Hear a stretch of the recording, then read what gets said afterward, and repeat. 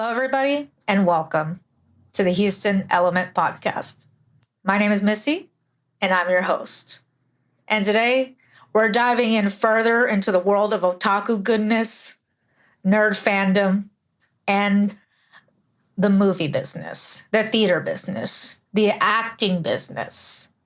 I have the honor and the pleasure to share time and space with another amazing legend, okay? Actress, writer, director, all around philanthropist in the entertainment industry.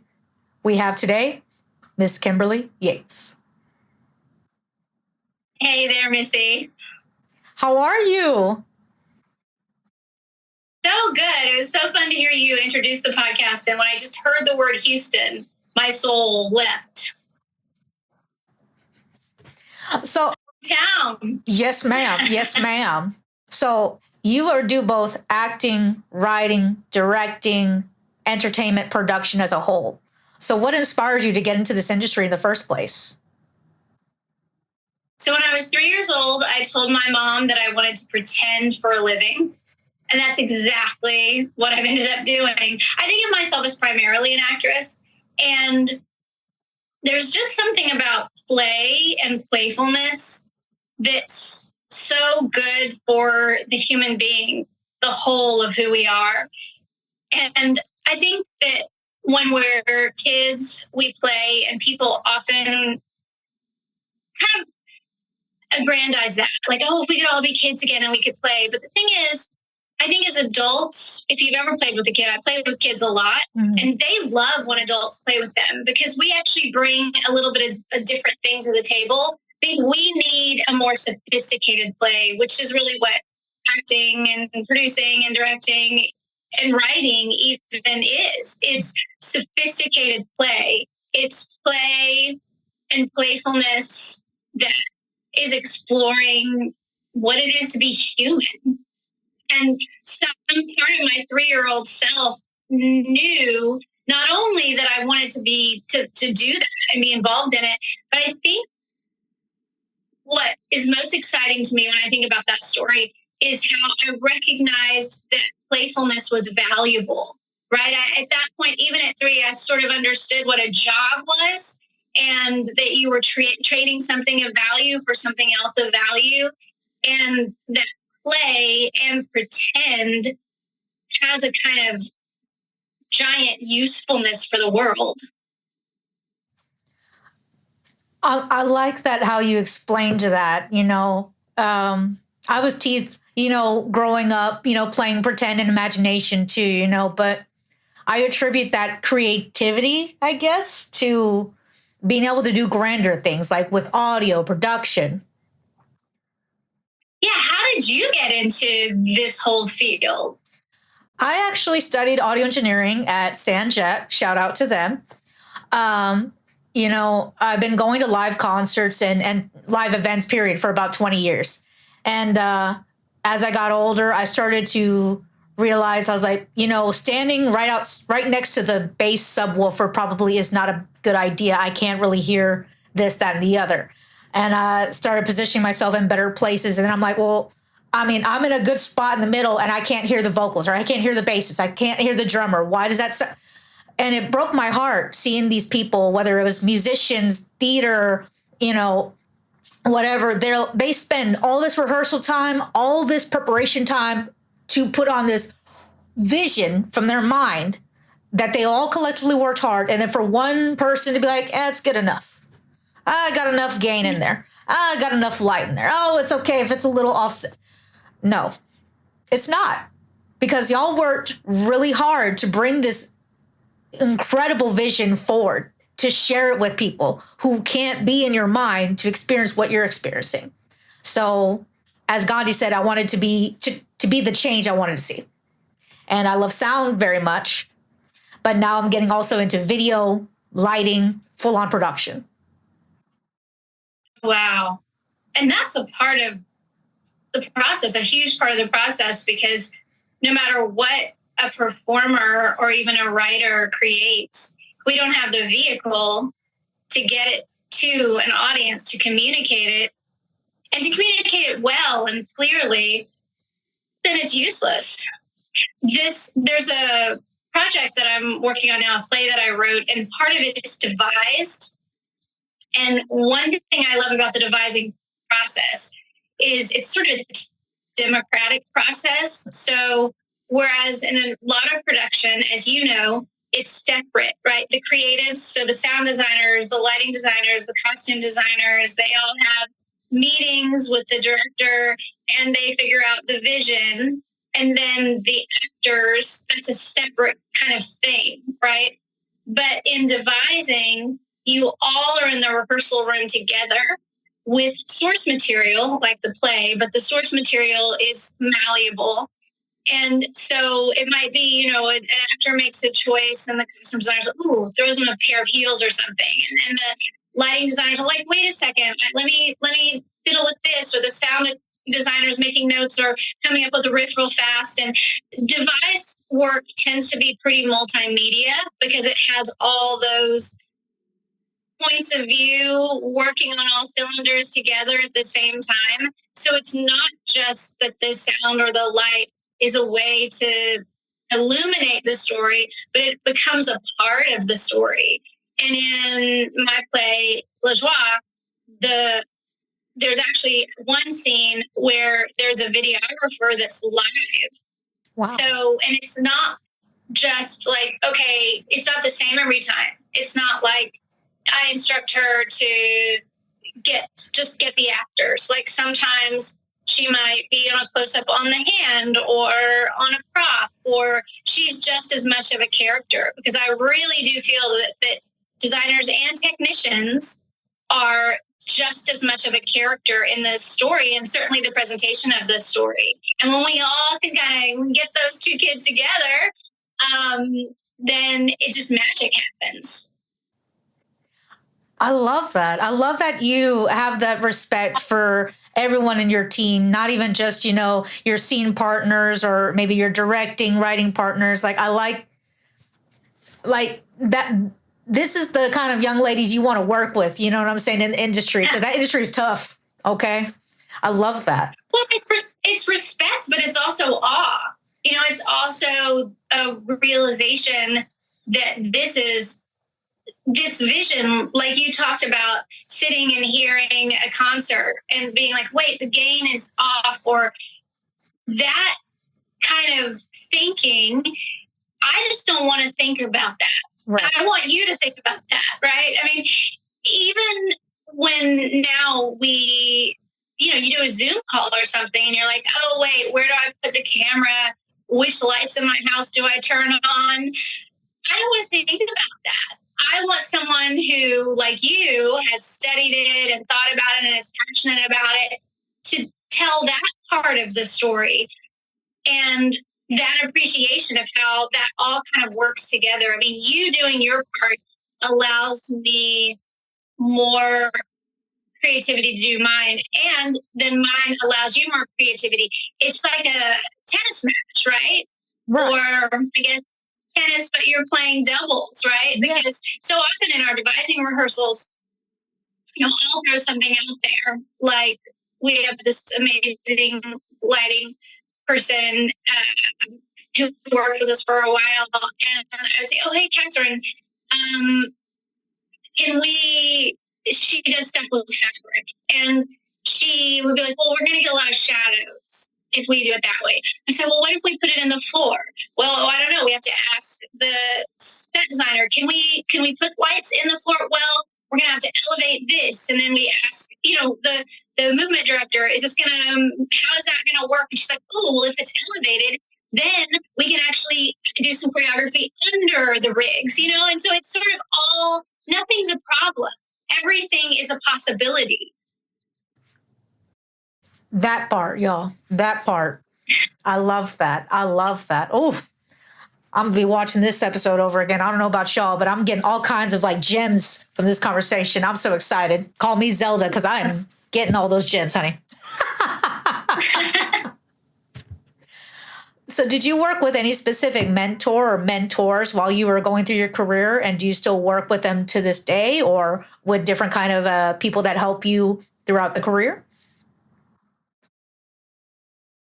I have had so many coaches and teachers.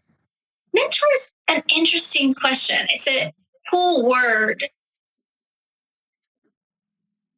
Because I think when I think of mentor, I more think of someone you sort of hang around with. And I guess one person I would call a mentor, who I don't know if he ever saw me act before he passed away, was a wonderful actor named Richard Easton.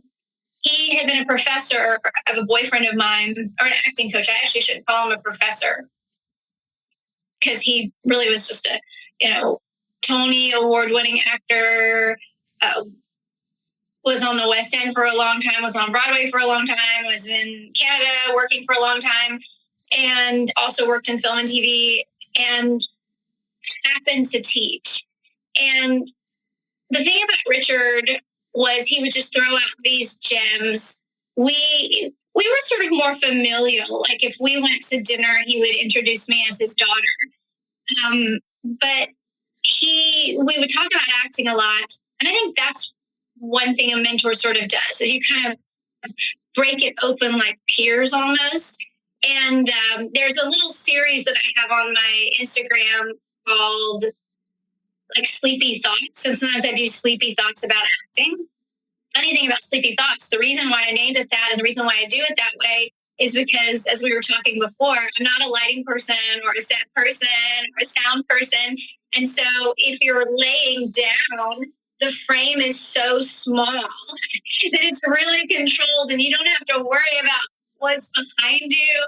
And, you have the lighting on the ceiling from above. And so it's so easy peasy. So it was really just that Sleepy Thoughts idea was just born out of, I don't want to have to figure out the frame, and I don't have someone here who can do it. But anyway, in the Sleepy Thoughts acting edition, I think I quote Richard at least once, but maybe a couple of times. He would just throw out these little gems that almost are like Jesus or something, or some kind of shaman talking about something. There's a word, I can't remember the word, but where a saying is like a pebble that you put in your mouth, and maybe some listeners know that phrase. It's like the saying is something you just mull over. It's not so exactly didactic, like, oh, the teacher says A and you do B. It's more like something you chew on. And Richard used to say those things all the time. There's a couple of ones I love. He used to say, the thing wants to be what it is, which is about the tone. I do a lot of comedy and sort of started doing, in the early part of my career, doing a lot of comedy. Mm-hmm. And a lot of times people want to know, oh, well, how do I get the tone of this piece? If it's like a wildly absurd, or if it's, there's just so many different, even versions of comedy. And Richard's answer to that would be the thing wants to be what it is. And sort of, that is a sort of phrase that can frustrate you as a student. You're like, what does that even mean? But when you mull it over, kind of take the pebble in your mouth, you realize that just don't fight the script, right? Like, it's not like you have to dream it up or figure out what to do. Like, for instance, a breakup scene in a big multi-camera comedy, like, Big Bang Theory or something, mm-hmm. versus a breakup scene in an indie film. Well, how do I do that different? Well, just the thing wants to be what it is. If you're on a giant stage with bright lights and a live audience and they're laughing, that's going to just let that in, and that's going to affect your reading of the breakup scene on the phone. Let's say it's on the phone. But if you're in sort of moody lighting and you're in a tiny little sort of dirty film set with, sitting on a bed, like, you feel that, you feel it. So just like, let the thing assert itself and don't worry so much about putting something on top of it. So that would be like one thing that he shared. One more thing from Richard. I love this. I love this when you have a mentor. I think sometimes mentors explain something to you that you're already doing, but they articulate it in a way that gives you permission to really own it. So I also started my career doing a lot of Shakespeare and a lot of heightened language stuff. So sometimes even if it wasn't classic, like I did a lot of Stoppard, I did some Sorkin. So all the S writers apparently, Sophocles, Shakespeare, Sorkin, Stoppard. But those are all writers that have a really kind of heightened language. And that's a certain kind of skill if you're good with language. But Shakespeare particularly, most of his stuff is written in iambic pentameter. And that's 5 feet of 2 syllables. And so it's often taught, it's da-dum, da-dum, da-dum, da-dum, da-dum. That's the rhythm. And there are some people, real purists, who really want you to honor that rhythm. And often people want you to lift the end of each line, like not like you're asking a question, but slightly lift your pitch at the end of each line. And I'm really not a purist. I really want the audience to understand what's going on. I think everyone can benefit from a red pen, including Shakespeare, including me. That's why I'm glad there's editors. You'll be editing this. And because there are a lot of things in Shakespeare, maybe archaic references. They may not be, we think, oh, it's Shakespeare, so it's so important. But to them, that reference is just like us referencing the Kardashians or something. It's just pop culture to them. So why do we need that there anymore? And I was in a show, was playing Juliet, and I was getting really sort of about the director and the dramaturg seemed to really lean into wanting us to honor the iambic pentameter. And then Richard said something to me that was so incredible. He said, so there's a couple ways to look at iambic pentameter. You can look at it as da-dum, da-dum, da-dum, da-dum, da-dum, or you can think like a drum beat on top of the text, or you can think of it as a heartbeat under the text.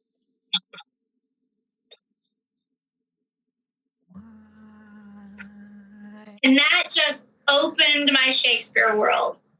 Suddenly not having that driving rhythm, but letting it be a life-giving, blood-pumping rhythm, it changed my whole Juliet. So Richard, I guess, was a mentor of mine. It's funny, a lot of my mentors have passed away now. Elizabeth Kent was also huge in my life, and we lost her way too early. Jean Lasco. And Sal Romeo, who just passed away this March. He was huge in my life more recently in the past 5 years. And Sal was the opposite of Richard. Sal was your studio. Elizabeth was dream work. Jean was super technical. So I've been really fortunate to have this very round group of mentors and teachers that are coming from way different perspectives. And I would say I also call all of them friends. Sal Romeo, the one who just passed away, he had a studio in Los Angeles, which is how we met. He had a theater there called Artists and Friends. And I think that that's what I want to adopt as my worldview, as when you create like artists and friends, which is what Sal left us. Even though he's gone now, his funeral was amazing because it's just this huge group of actors and directors and writers who have now taken his introduction to each other, and we keep going. Well, my condolences to the ones that you have lost, but I'm grateful that you got to at least got to meet them and spend the time that you did, because from what you said, it shared a very positive impact on your life. Mm-hmm. Yeah. Wow, that's beautiful, and you blew my mind. I can't articulate it like you said because I'm not familiar with all the terminology, but you blew my mind with the whole discussion of setting the tone and how almost referencing it in my mind, I'm hearing like almost like a saying something like in a key signature time, like 4/4, 4/16. I'm like, hold up. Is that why Jared Leto does acting and music? Because wait a minute. Like, so y'all, look, y'all are too talented for your own good, but I appreciate y'all sharing your art with us, man. My goodness. I always tell my clients, because I also do acting coaching, and I always tell my clients there's no rules in acting, there's no cheating. Some people respond to things like rhythm and music, and some people are musicians, and some people really connect more through maybe emotional substitution or different kind of exercises that are animal work. I mean, there's a million different tools to have in your toolbox, and you don't have to use all of them. You just have to use the ones that work for you. And that's one of the really fun things I think about pretending and creating with other people is we all have instruments that have something similar because we're human. Mm-hmm. Just like a piano has something similar, but if you're playing a weighted keyboard versus a real piano, sometimes the altitude, like every instrument's a tiny bit different. Every piano is a tiny bit different, but they're a tiny bit different. Every human is pretty different. Yeah. And yes, there is a basic thing to the way the vocal cords work or the way our emotions work. There's basic ways that you learn to play the instrument, the human instrument in general. But when you help other people or when you work with other people who have learned to play their instrument or who are learning to play their instrument, and you come up against this human, it's a very different human than you. I mean, that's when the magic happens, right? The collaboration of pretending together is, well, I think it's why you see a lot of people get so close in high school or college theater departments. Even people that don't want to go on and do it professionally, a lot of people really find their crew in theater. They find or now, maybe kids are creating content together. And because I think pretending together and creating together, it's a kind of bond. It's a kind of way of knowing each other that is different than anything else. It's different than going to dinner and having a conversation. I couldn't agree more. Like I'm a really big music head. Like anything to do with art, film, theater, music, I'm a big fan of, but I've said to myself sometimes, I was like, I love Led Zeppelin and I love them all together, each individual band member playing together. And yes, I've seen great covers of Led Zeppelin and I've enjoyed them. But what made Led Zeppelin, in my opinion, so amazing is those individuals doing those pieces together. The energy that they devoted to making that grand performance, those pieces together, is just no one else can do it but them because they have that relationship. Yeah, such a good point. So you're a big Zeppelin fan. I am. Is that like on the top? Oh, yes. In fact, I actually have my own little love life and Led Zeppelin mantra for everything that I think is wonderful. What's your favorite song? Oh, or I should say, what's your favorite album? Oh, geez. So I got main question, isn't it? Yeah, I'm like, the first thing that comes to my mind is Mothership because that's the album the physical copy that I have. But man, I don't know if I could just say just one album because I haven't listened to them all front to back. I'm not gonna lie, I'm not gonna say I have because I got CDs from the 90s and forward that I listened to front to back. But the song remains the same. I love music concert DVDs. Mm-hmm. That's one of I hold that close to my heart. I have to watch that at least once a year to feel whole. Oh, wow. Yeah.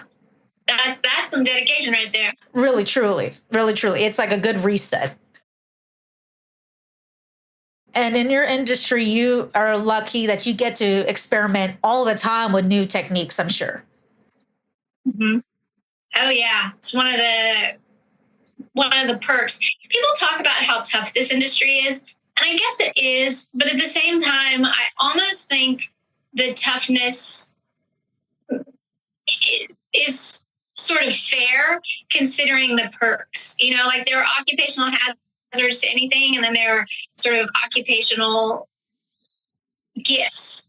And one reason why it's tough, so to speak, is because supply and demand. Like there are a lot of creatives who want to be in the creative space, and the demand, you know, the reason why there's a lot of supply is because it's the best job.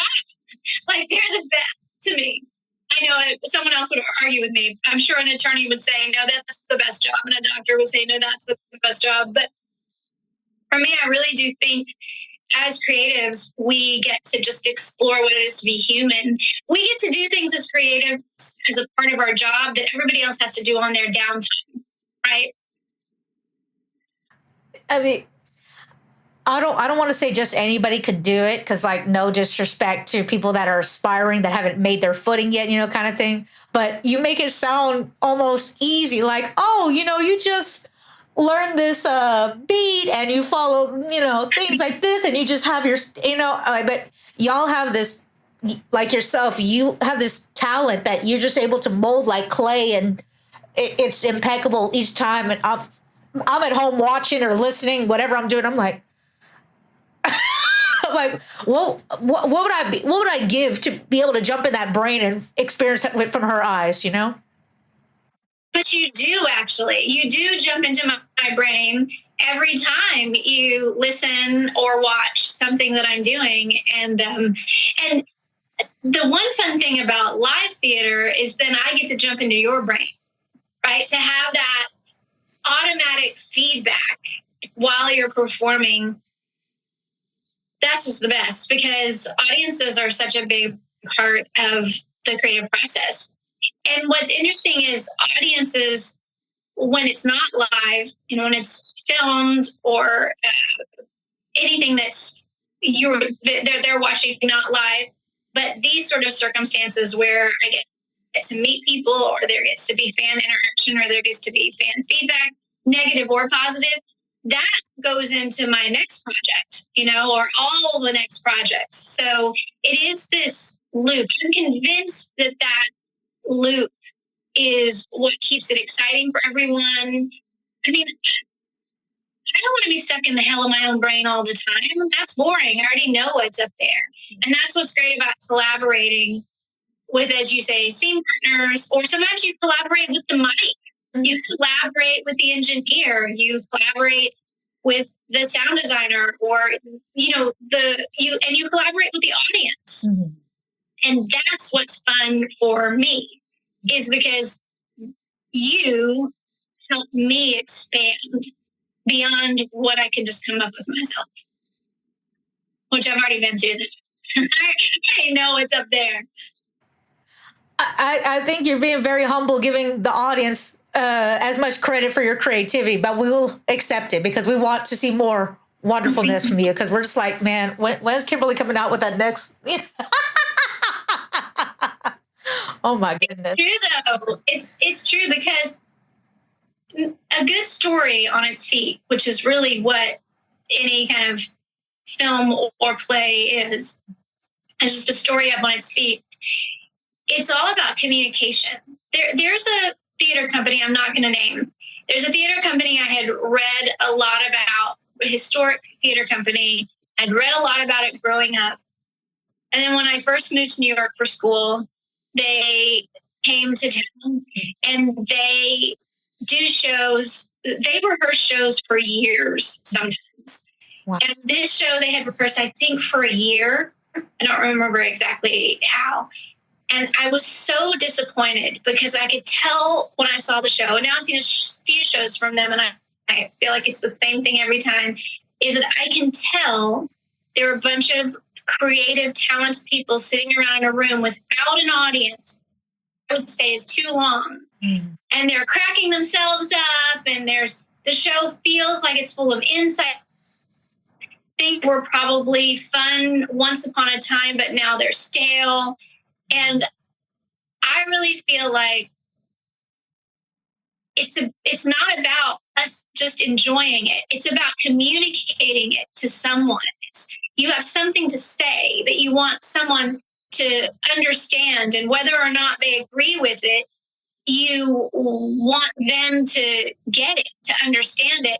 And I think when you forget about the audience, when you forget you're doing it for the audience, it's too insulated. It's just like a group of friends sitting around at a table, which is great. Mm-hmm. But go to the bar to do that. Like, why are you going to spend hundreds of thousands of dollars on a show to do that, right?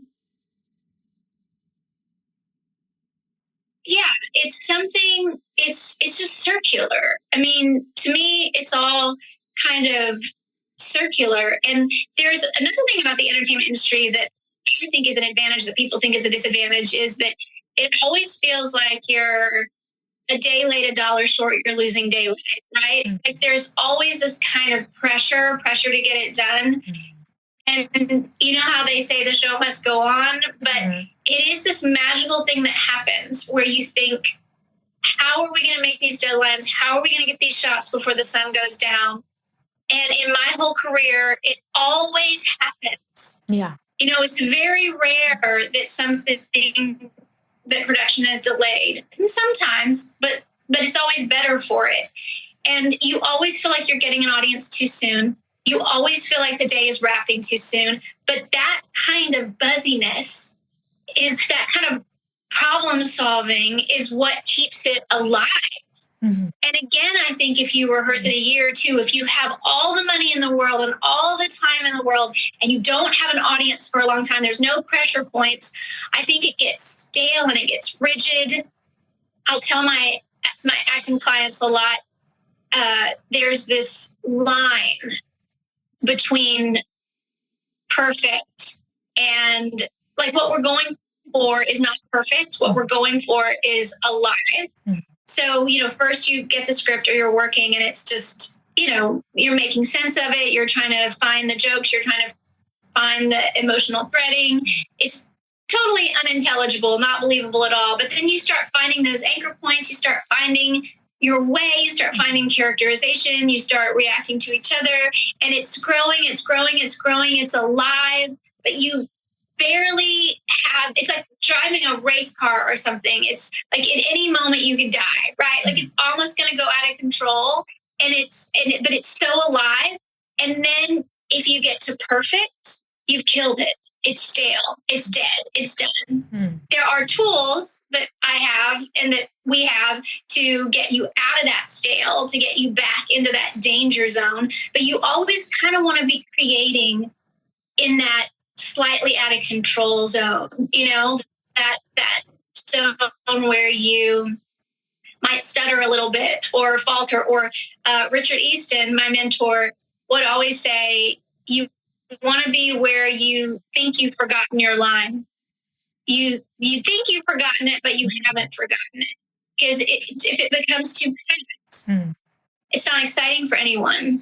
And I think the other reason why I say alive is better than perfect is because what an audience wants, I think what we all want as humans, is life with a capital L, right? Adventure, excitement.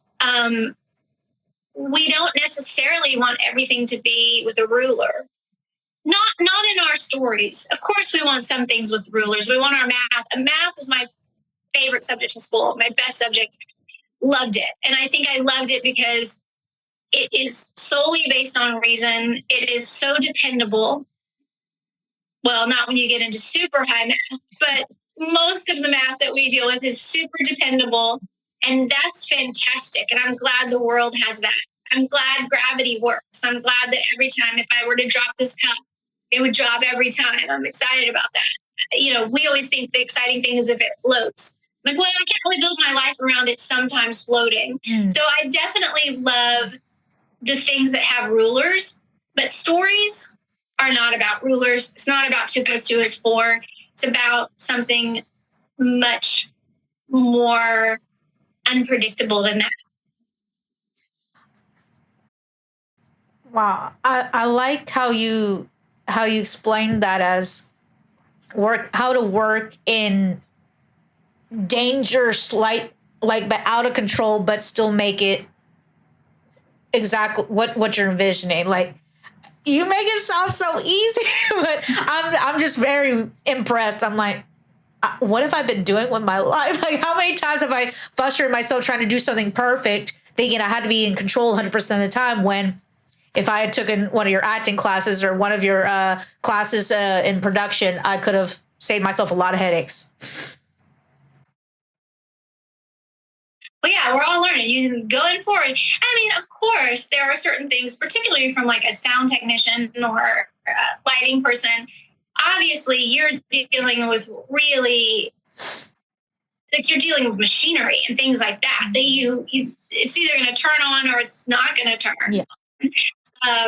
And so there are certain things about your world that need precision. And I'm not saying there's not a bit of precision, but it is, I think, remembering how to kind of where the precision needs to be. So, for instance, and where it doesn't need to be. So, like the sentence I just said. So, for example, with comedy, there's this director, Brian Reinhardt, I've worked with a lot, and he'll talk about don't move on your funny.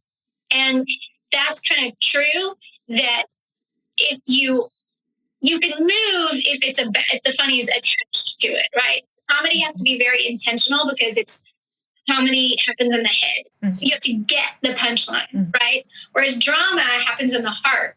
So if you see like a parent lose their child and they have a monologue and they're like weeping through the whole thing and you can't hear every word, you don't need to hear every word. A parent just lost their child. Like, just maybe their child died. Like, you, as a human, you can respond to that. But if there's a punchline, you have to understand the words. You can't be distracted by a lot of extraneous movement. So in that way, there are technical things and there is precision to be had. But then there's that point, as they say, where you throw the work away. And even when you're building the work, before you even throw it away, that's a phrase a lot of people use, throw the work away. And that's a phrase I used to use. But now, even when you're building it, you want to have room for that life with an L. You want to have room for those accidents and those surprises. So it is kind of, everyone has to define it for themselves, their own way. But I guess for me, I think of it as pushing the gas faster and faster. I got to ride with this race car driver. He's the head of the Cadillac team. And we did a couple laps on a track. And then he let me drive. And it was funny. He was saying, oh, yeah, we're always like this close to death. He's like, you don't want to die, but you want to get like as close as possible. And a couple of times when he was driving, one of our wheels, our back wheel, it went off the truck. And I was like, he's like, no, that's, you want to be just barely in control. And look, I don't want to do that when I'm driving. But when I'm acting, no one's going to die. And that's one thing that's an advantage about being a storyteller. I say this to myself all the time. Like, it's not pediatric brain surgery. It's a story. Like, there are some professions and there are some things where people will die if you aren't super precise. Yeah. But I mean, I guess I'm not a surgeon. I'm sure surgeons have to have also an ability to kind of improvise, because they get in there and they don't, they find new things. So I guess maybe it's true for everyone. Yeah. What's important, I think, is to be able to keep a cool, hopeful head in that, right? It's when you panic when things go wrong. So when you're on stage or in front of a camera, or, you're directing something and you're losing your light, instead of panicking, it's just staying in the zone. Okay, what is available to us? Mm-hmm. We're losing the light, but what is available to us to tell this story? And then also just having a sense of humor about yourself, right? I think that's where a lot of the gold is. Very well said. Very well said. And I don't feel attacked, but I feel seen because, especially in audio, yeah, we have to know how to troubleshoot, especially in live events, whether it's music or theater or charity events, whatever. The show must go on. So if they're like, I can't hear anything, we have to figure it out. We have to make it look like we are not stressing. Because if you see somebody at the console going like, Yeah. it makes everyone else lose confidence, focus, and it takes a lot longer to fix. And also it ruins everybody's momentum and the energy. And you mentioned something earlier when you were talking about setting like the tone for certain kind of roles and things like that. And in some roles, you may be playing with different accents or different languages kind of things. And you being the instrument, you being the main tool kind of thing. How does your preparedness for those kind of roles, especially if they're in different kind of accents or languages, do they vary on your typical techniques, or use what is it? What the actor that you just named use that kind of a technique of the just going in raw, so to speak? I have done a lot of accents in my career, and I really love dialects or accents because I feel like we all naturally, as actors, we want to be believable, right? And we all naturally have what I think of as a truth police. And when you're playing someone very different from you, or especially if you just have to put on a dialect, it's like automatically your truth police has to chill a little bit because it's almost like playing something really avant-garde or like something fantastical. It's like, well, you don't know how you react if you're suddenly on Mars, right? And so it allows your creative imagination to be a little bit unfettered by the handcuffs of the truth police, right? So dialect gets me out of my natural habits. So I love using dialects, and a lot of productions, big enough productions, you'll have a dialect coach. There's an old school teacher of mine named Jillian Lane Plesha, and she did dialect recordings. And I feel like a lot of times that's a really good space to go to there are other people who've done it now, but Jillian's are really good because Jillian tried to always use native speakers. And what I love, and her name is Jillian Lane Plesha. What I love about listening to native speakers is it's a good way to get the messiness of the dialect, because there's two things with dialect I usually think about. There's sound conversions. So if I'm from Houston, I'll say, a schwa sound a certain way, and then someone from another country will say it a different way. Like there's a thing called the International Phonetic Alphabet. So that's all the possible sounds. And so you kind of look at the purity of like, what are my sound conversions? Like, what is a South London accent sound like in relation to mine? So you make those conversions. And then the second thing is you get the musicality of the language, the lilts, the intonations. But when you listen to native speakers, they don't make super clean, regular sound conversions. I think the way that you can spot a bad dialect, when someone's doing a bad dialect, is when it's too clean, it's too perfect. This sound always converts to this sound. And so the reason why I like Jillian's recordings, and I've often done this myself, for some reason I've played a lot of Eastern Hungarians. I've played I've played a lot of Eastern Europeans. I've played 3 Czechs, 4 Hungarians. I've played a bunch of Russians. I played someone who was Polish. And one time I was doing a Czech accent, and I actually, through a friend of a friend, I met their publisher, actually.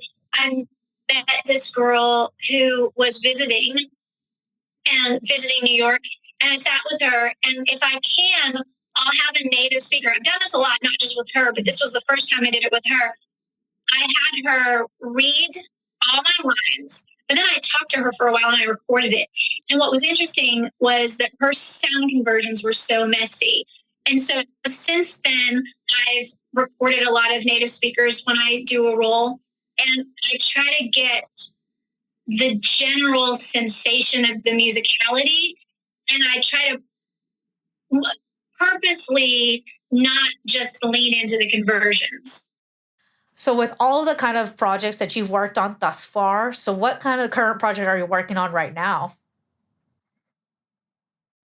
I think the project I'm most excited about right now is a play that I've written called Lajoie, a play about suffering. I'm going to blame Marc Chagall for the title. It's named after a Marc Chagall painting that figures heavily in the show. And it's just been such an exciting project because I am primarily an actress. I approach the work that way, but it's so exciting to get to write as an actor and to bring my own words and story to life and to see other people bringing my words and story to life. And it's pretty exciting. And a lot of people have been very excited about it. We did 9 months of workshops. Part of the play is devised and part of it's traditionally written and part of it's improvised and part of it has music. It's this crazy mashup. Audiences have described it as a roller coaster ride. I didn't write it that way on purpose. The story was just the story and the plot was the plot. And then those were the best ways to tell the story. The form it takes matches what the characters are going through. That was accidental. I didn't do it on purpose, but the characters go through a roller coaster of events. And obviously the audience is not experiencing those circumstances in their own life, but because the tone of the show changes so much, it's like the audience is experiencing the same roller coaster. So, for example, there's a scene that's like so much spectacle. It's like Tim Burton meets Cirque du Soleil, just dancers and acrobatics and contortionists and music, and it's just like wild. And then the very next scene is filmed with a live videographer, and it's very cinematic acting, and we suddenly go from a ton of people on stage to 2 people on stage. But that's what the characters are experiencing. They were in this insane world, and now they're like they're experiencing this sudden drop. Then the audience is also experiencing this sudden drop. So the whole show kind of does that. And we did it for audiences. We did it for 4 different audiences, and we did it progressively. So like we did the first, I think, 18 minutes, and then the first 35 minutes, and then we eventually did the whole show. And it was so funny. Every time we stopped, the audience would say, I would jump out and say, "That's what we have for you this evening." And the audience would groan, and they're like, "What are we? We want to know." And we were talking about earlier in our discussion about audiences. Oh my goodness. It was so valuable to have all the audience feedback and find out as a writer and an actor, what is it that they're responding to? What do they want more of? That process was invaluable to me because I learned about myself as a writer. I'm pretty concise. I didn't want to like overwrite things or like, write it in crayon. And I realized in some of the cases they'd be like, I needed to say something more than once and like give things a little more room to breathe and to land because it was so fast. And so the audience kind of was like, they wanted more. And you're like, wait, I don't want to waste your time. But I was like, no, the story can hold it. So that's been a super exciting project. And now it's been all workshopped. And one of the things that we kind of learned was we wanted more music. So wrapping up, adding more original music. Right now, I think there's a lot of score and there's 9 original songs. And I think 2 more, we're adding 2 more. And then we're going to be ready for a full production and just talking to a lot of producers and people to collaborate with right now.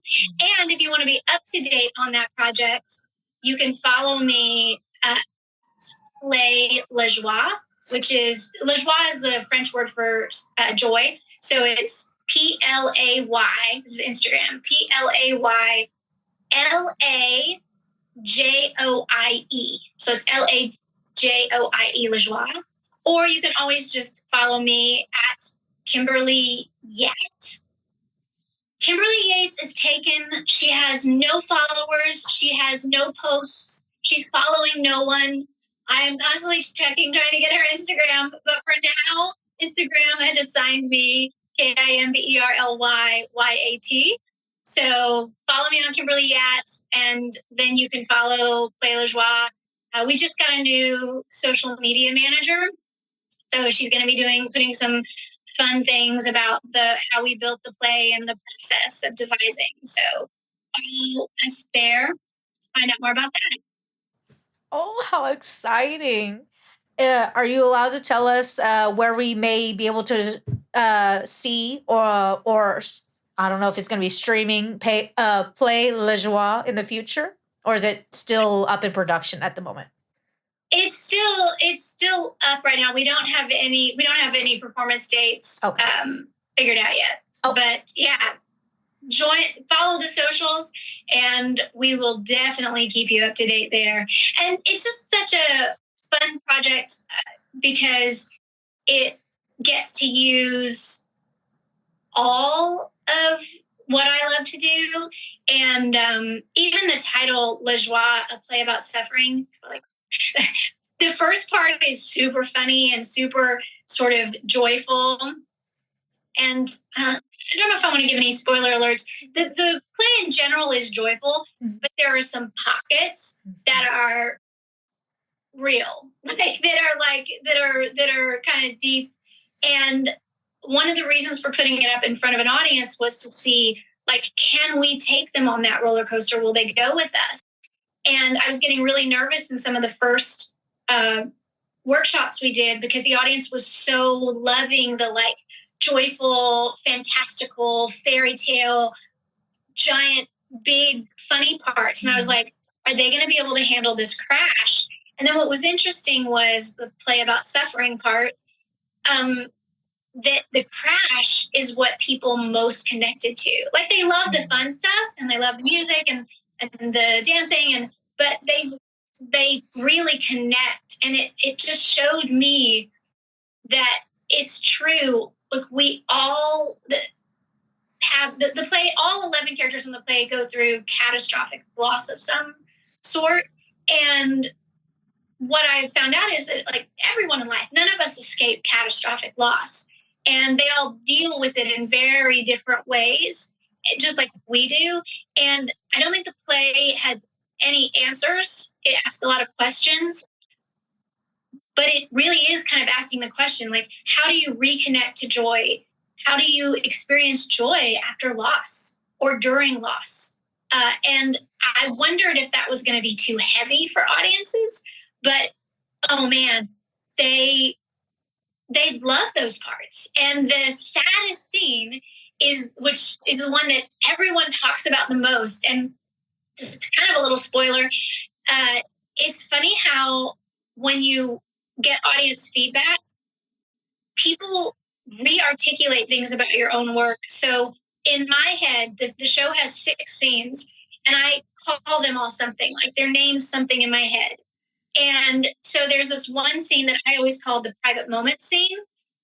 And the audience just independently, and even the other actors in the show, and even the technicians, the lighting designer, everyone call it the box scene.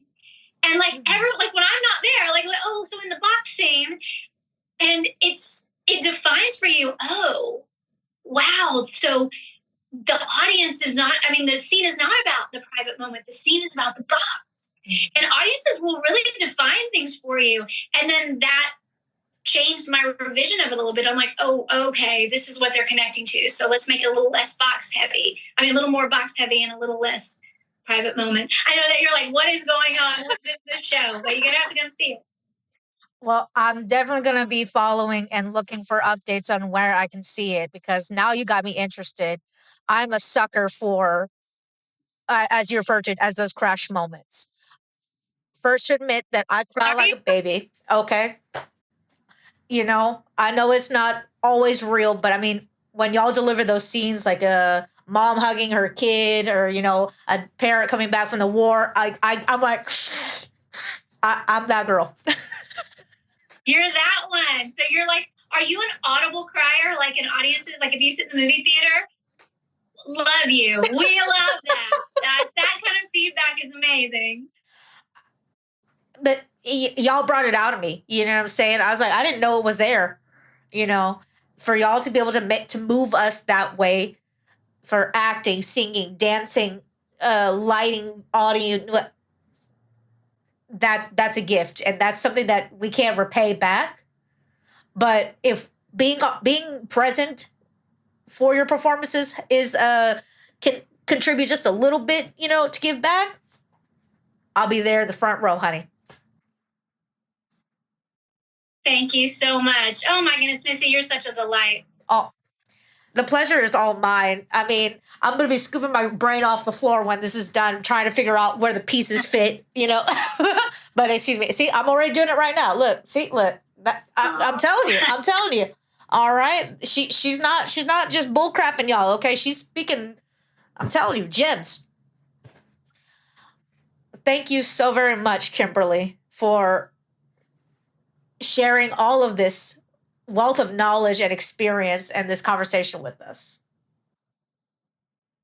Thank you so much for just your brilliant questions and for your open heart and for the space and the vehicle for me to explore all this stuff, because so many of the things I said, I didn't think about them before today. You know, this conversation is what allows us to stop or allows me to stop and investigate. Oh, how do I really feel about things? So your questions, really good, really like super deep and get me thinking. Thank you for that. Like you said, I'm just the car, but I mean, you're the one that brought the party. And I was like, man, I didn't even know if I could, I didn't know we were going to go this hard. I would have prepared.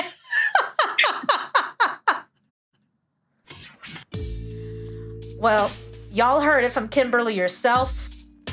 You can't get time back. You're always this close to losing it. So saddle up and ride. Because once the horse leaves the stable, that's it. I guarantee you want to take that ride. I know I do. Well, thank you all so much for joining us this week. And we'll talk to y'all next week. Peace.